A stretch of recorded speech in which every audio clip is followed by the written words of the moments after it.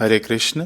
देखिए, इस वीडियो में हम लोग 2025 की दीपावली की कैसी अद्भुत महिमा है और कैसा दुर्लभ योग बन रहा है, इसी विषय पर हम लोग बात करेंगे। जो योग 2025 की दीपावली में बन रहा है ना, शायद ही कभी कभार ऐसा योग बनता है। बस इस वीडियो को आप पूरा देखकर अपने पुण्यों को बटोरना शुरू करिए, पुण्यों का बैंक बैलेंस बढ़ाना शुरू करिए। देखिए, दीपावली केवल आप पटाखे जलाकर व्यर्थ न कर देना। यह जो पर्व है ना, हमारे कल्याण के लिए है, लक्ष्मी जी के आगमन के लिए है, उनकी स्थिरता और पूजन के लिए है। सबसे पहली बात हम लोग करें कि कई लोगों ने पूछा हमारे कमेंट सेक्शन में कि दीपावली कब है इस बार 2025 में। तो देखिए, अमावस्या तिथि चालू हो जाएगी 20 अक्टूबर को दोपहर के 3:44 से और अमावस्या तिथि समाप्त होगी 21 तारीख को शाम को 5:54 तक। अब यहाँ पर ध्यान आप लोग ये देना कि उदया तिथि को देखकर दीपावली का निर्णय नहीं किया जाता है, ठीक है। हर एक पर्व का अलग अलग समीकरण होता है, लेकिन दीपावली में लक्ष्मी पूजन के लिए क्या क्या आवश्यकता होती है। तो सबसे पहले की अमावस्या की आवश्यकता होती है, दूसरा प्रदोष काल, और तीसरा वह जो रात्रि, जो अमावस्या वाली रात्रि है ना, वह किस रात्रि में है यह भी देखा जाता है। और भी बहुत सारे समीकरण हैं। तो इस हिसाब से यदि हम लोग देखें तो खास करके लक्ष्मी पूजन के लिए 20 अक्टूबर प्रयुक्त लग रहा है। अब देखिए, एक और शास्त्र कहते हैं कि प्रदोषार्ध रात्र व्यापिनी मुख्या। इसका अर्थ है कि प्रदोष और अर्धरात्रि व्यापिनी मुख्य है। समझ गए ना, जिसमें प्रदोष का समय मिले, अमावस्या तिथि लगी हो, प्रदोष का समय मिले और जिसका निशीत काल भी हमको मिल जाए, आधी रात में वह अमावस्या मिल जाए, तो वही तिथि लेनी चाहिए। यह एक शास्त्र कह रहे हैं, ठीक। अब देखिए, निशी तत्व में ज्योति का वचन है कि एक दंड यानी 24 मिनट से लेकर 30 मिनट तक, लगभग 30 मिनट मान लीजिए, रात्रि के योग में अमावस्या दूसरे दिन हो तब पूर्व दिन का त्याग करके दूसरे दिन को ही ग्रहण करना चाहिए। तो ये संयोग भी बैठ रहा है इस बार 21 तारीख को, है ना। तो दोनों ही बातें सही हैं। जो लोग कह रहे हैं कि दीपावली 20 तारीख को है, जो लोग कह रहे हैं कि दीपावली 21 तारीख को है, दोनों ही अपने अपने जगह पर बिल्कुल सही हैं। शास्त्र में दोनों ही चीजें वर्णन है। अब कई लोग क्या है ना, होशियार लोग आते हैं, कहते हैं कि हमारे शास्त्र में इतना कन्फ्यूजन क्यों है। तो देखिए महाराज, शास्त्र न कल्प भेद से हैं। ऐसा नहीं है कि किसी ने आके कह दिया और लिख दिया, नहीं। ये ना कल्प भेदों में अलग अलग शास्त्र लिखे गए हैं, उनका भी वर्णन हमारे पास मिलता है। तो जैसे राम जी के कई चरित्र हैं, जैसे आप योग वशिष्ठ महारामायण पढ़ेंगे तो उसके अंदर काकभूषुंडी जी बता रहे हैं कि राम जी इतने बार आए, कृष्ण भगवान इतने बार आए, मैं इतने बार आया, ब्रह्मा जी इतने बार आए। इस प्रकार से कल्प भेद चलता है। तो इन सभी कल्पों के ग्रंथों का वर्णन मिलता है। यह कोई संदेहास्पद बात नहीं होती है, ठीक है। ग्रंथ को श्रद्धा पूर्वक मानेंगे तो हमारे जीवन में कल्याण होगा। तो मैंने बताया कि दोनों ही तिथियां सही है, और हमारे लिए तो और अच्छी बात है, हम तो 2 दिन दिवाली मनाएंगे। हर साल एक ही दिन दिवाली मनाते थे, इस बार हम लोग 20 तारीख को भी मनाएंगे, 21 तारीख को भी मनाएंगे, ठीक है।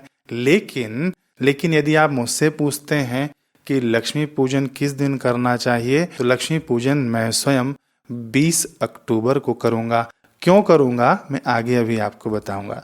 अब देखिए, लक्ष्मी पूजन का समय क्या है, कब करना चाहिए। लक्ष्मी पूजन हमेशा स्थिर लगन में करना चाहिए, ठीक है ना। तो 20 तारीख को वृषभ लगन, स्थिर लगन आपको मिलेगा। मैं आपको समय, स्थिर लगन वाला समय और निशीत काल में भी हम लोग लक्ष्मी पूजन कर सकते हैं, जो 20 तारीख की मध्य रात्रि में आएगी, ठीक। मैं इन दोनों समय को आखिरी में, वीडियो के आखिरी में डिस्प्ले कर दूंगा। आप अपना स्क्रीनशॉट लेकर रख लेना कि कब आपको करना है। बिल्कुल स्थिर लगन में आप लोग कीजिएगा। 1 से 1.5 घंटे का समय मिलता है, उसी में आपको पूजन करना होता है। उस समय आप लोग व्यर्थ समय न गंवा देना। इतना बताने पर भी कई लोग पूछेंगे कि हम कब करें, शाम को करें कि रात वाली में करें। तो शाम वाली में गृहस्थ लोग करें तो अति उत्तम रहेगा, क्योंकि वह उचित समय माना गया है। कई लोग बोलेंगे कि हमको 20 तारीख को समय नहीं मिल रहा है, हम 21 तारीख को कब करें। तो 21 तारीख को भी लगभग आप इसी समय में कर लेना। जो समय 20 तारीख का आपको डिस्प्ले दिखाया जा रहा है ना, वह 21 तारीख को आप लोग कर लेना, जो लोग 21 तारीख को करेंगे। लेकिन मैं 20 तारीख को ही क्यों जोर दे रहा हूँ लक्ष्मी पूजन के लिए, क्योंकि 20 तारीख को ना सोमवती अमावस्या का योग है। सोमवती अमावस्या दोपहर के 3:44 से शुरू होगी और अगले दिन सूर्योदय तक रहेगी। शास्त्र कहते हैं कि सोमवती अमावस्या में जो भी आप लोग पुण्य कर्म करेंगे, सत्कर्म करेंगे ना, वह सब सूर्य ग्रहण में किए हुए पुण्यों के बराबर होगा, यानी 10 लाख गुना प्रभावशाली हो जाएगा और वह अक्षय होगा।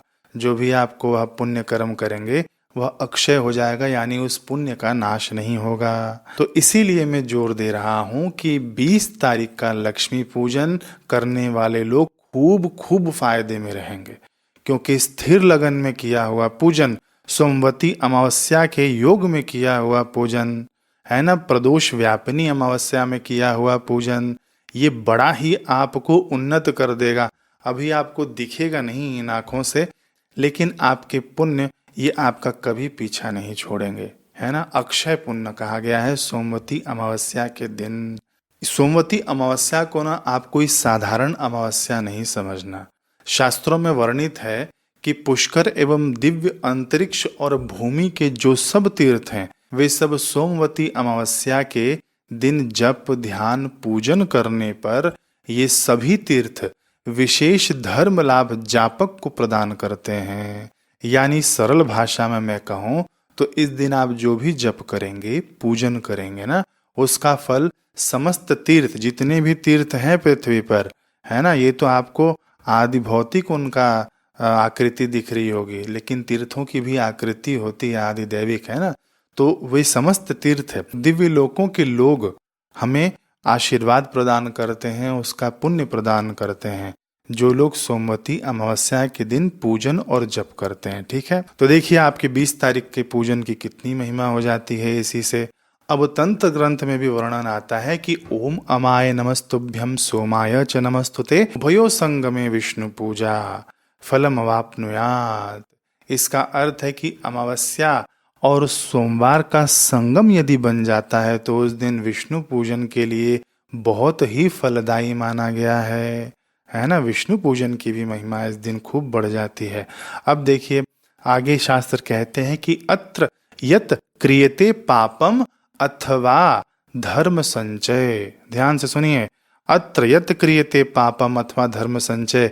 इस दिन आप जो भी पाप करेंगे अथवा तो जो भी पुण्य करेंगे, षष्टि जन्म सहस्राणि प्रति जन्म तदक्षयम। षष्टि जन्म यानी 60,000 जन्मों तक आपका यह अक्षय बना रहता है। आप जो भी पाप कर लेंगे इस दिन, जो भी पुण्य कर लेंगे, वह वज्र की तरह आपके भाग्य में लिखा जाएगा। महाराज बड़ा ही यह देखिए दुधारी तलवार की तरह होती है सोमवती अमावस्या। इसे आप लोग कभी भी हल्के में मत लिया करना।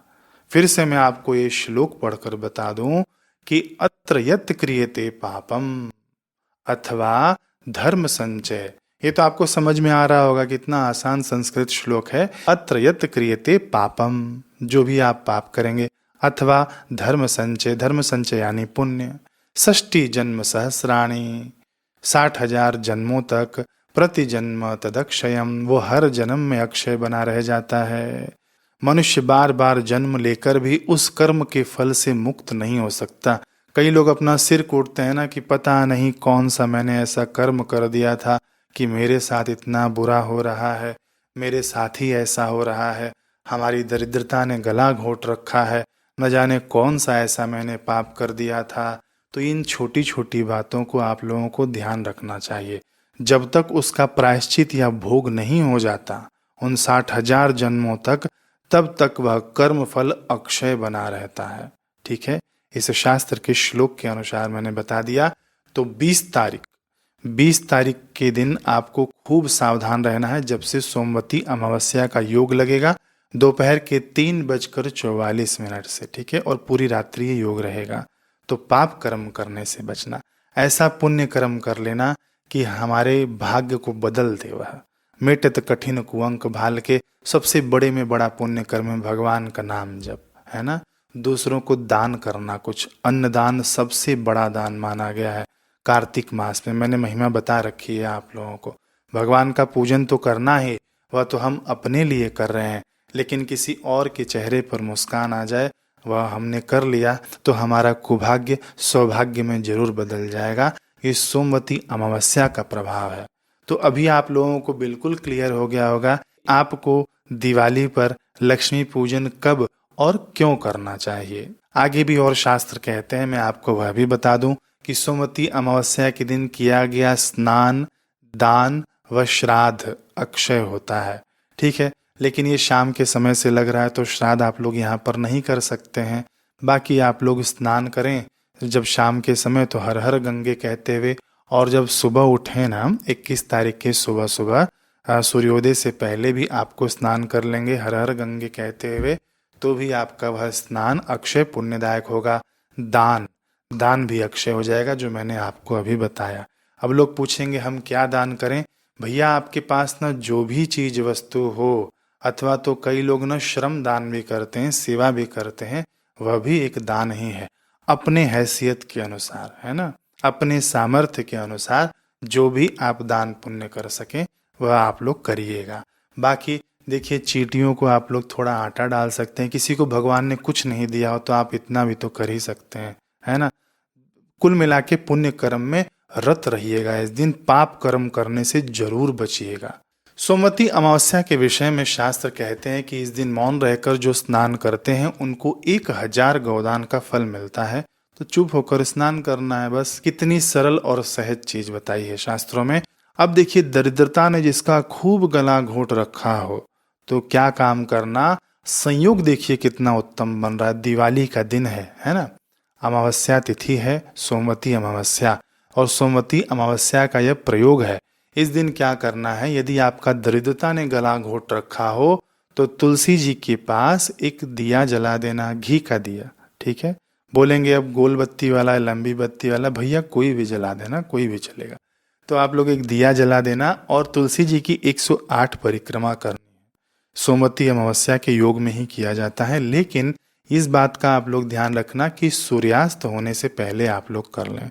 यदि मान लीजिए किसी को काम पर जाना हो, किसी को लेट हो गया हो, भूल गए हो, वीडियो लेट देख रहे हो, सूर्यास्त के बाद देख रहे हो, तो भी आप लोग कर सकते हैं, लेकिन तुलसी जी को तकलीफ नहीं हो इस ढंग से आप लोग रखना। अब देखिए, शहरों में तो जमीन में तो तुलसी जी लगी नहीं मिलेंगी, तो गमले से ही करेंगे ना आप लोग। तो जब भी हम लोग परिक्रमा करें तो इस बात का ध्यान रखें कि हमारे कपड़े से एक पत्ता भी तुलसी जी का नहीं टूटना चाहिए। ठीक है, इस बात का जरूर ध्यान रखना, क्योंकि विष्णु पुराण में वर्णन है कि यदि अमावस्या के दिन एक पत्र पुष्प तोड़ने मात्र से ब्रह्म हत्या का पाप लगता है, तो वह पाप भी आपका वज्र की तरह कठोर हो जाएगा। देखिए, मैं डरा नहीं रहा हूं, ये एक हम लोग गणित बिठा रहे हैं कि क्या हमको करना है और क्या हमको नहीं करना है। सावधानियां मैं बता रहा हूं, ठीक है ना। तो तुलसी जी को तकलीफ नहीं हो, हमारे कपड़े, गंदे मैले कपड़े तुलसी जी को नहीं स्पर्श हो। खूब श्रद्धा से तुलसी जी की परिक्रमा करना 108, है ना, और फिर प्रार्थना करना तुलसी मैया से कि हमारी दरिद्रता को दूर करिए। कहते हैं कि महाराज ये प्रयोग करने से दरिद्रता देवी का नाश होता है। अब आप लोग पूछेंगे कि हम अमावस्या के दिन वाला जो हवन करते हैं वह हवन हम लोग कब करें। अमावस्या के दिन वाला हवन यदि आप 20 तारीख को करते हैं तो सूर्यास्त के पहले पहले आप लोग अपना हवन पूरा कर लेना, सबसे बढ़िया टाइम रहेगा वह। क्योंकि हम लोग उसके अंदर ना ग्राम देवता, स्थान देवता, है ना, कुल देवी, कुल देवता के लिए भी हवन डालते हैं, पितृ देवताओं के मंत्र का भी हवन डालते हैं हम लोग। तो वह हवन आप 20 तारीख को सूर्यास्त के पहले पहले कर लेना। यदि आप भूल जाएं तो 21 तारीख की सुबह सुबह आप लोग कर लेना। लेकिन जो पितरों को हम लोग जल देते हैं ना, एक लोटे में जल लेकर काला तिल कुशा डालकर गीता जी के 7वें अध्याय का पाठ करके दक्षिण दिशा की ओर मुख करके जो हम लोग जल देते हैं वह आपको 21 तारीख की सुबह को देना है। क्योंकि दोपहर के बाद ना पितरों को कभी भी जल नहीं देना चाहिए, श्राद्ध आदि नहीं करना चाहिए उनके लिए। हवन की बात अलग है, आप लोग हवन कर सकते हैं। तो हवन कैसे करना है अमावस्या वाला, बिल्कुल आप लोग सर्च करना कि अमावस्या हवन विधि बाय योगी राज मनोज, यूट्यूब पर आपको मिल जाएगा, ठीक है ना। और बाकी आप यह भी सर्च करेंगे कि दीपावली पूजन, लक्ष्मी पूजन कैसे करें, तो वह भी आपको यूट्यूब पर मिल जाएगा। इस बार मुझे समय नहीं मिला, तो मैं बना नहीं पाया, लेकिन प्रयास यह किया है कि आप लोगों को अच्छी अच्छी जानकारी जरूर मिले। मैं भी व्यस्त था। आखिरी बात मैं आपको बताऊं कि इस दिन आप दान का मत खाना। है तो दीपावली, इसीलिए मैंने आखिरी में बताया, है तो दीपावली, लेकिन सावधान रहना। कहीं भी आप लोग जाना ना, तो इस दिन सावधान रहना। मैं नहीं कह रहा हूँ, मेरे तरफ से नहीं है, शास्त्र वचन है कि अमावस्या तिथि पर दान का अन्न खाने से हमारा किया हुआ 1 महीने का जप तप पुण्य सब अन्नदाता को ट्रांसफर हो जाता है। पिछले बार मैंने बताया था तो कई लोगों को बड़ी तकलीफ हुई थी। उन्होंने कहा था ये दीपावली है, हम नहीं खाएंगे तो कहाँ खाएंगे, दीपावली के दिन नहीं खाएंगे तो मेरी बात मत मानिए आप, ठीक है। मैंने शास्त्र की बात रख दी है, आपकी मर्जी है, मानना होगा मानिए, नहीं मानना होगा तो जय राम जी की। बाकी अभी मैं स्क्रीन पर आप लोगों को टाइम दिखा दूंगा, आप लोग अपने अपने जगह का स्क्रीनशॉट ले लीजिए। टाइम डिस्प्ले हो रहा है और उसी समय में ये स्थिर लगन का मैंने बताया हुआ जो प्रदोष काल का जो लगन का डिस्प्ले हो रहा है ना आपके स्क्रीन पर, ये ना स्थिर लगन है।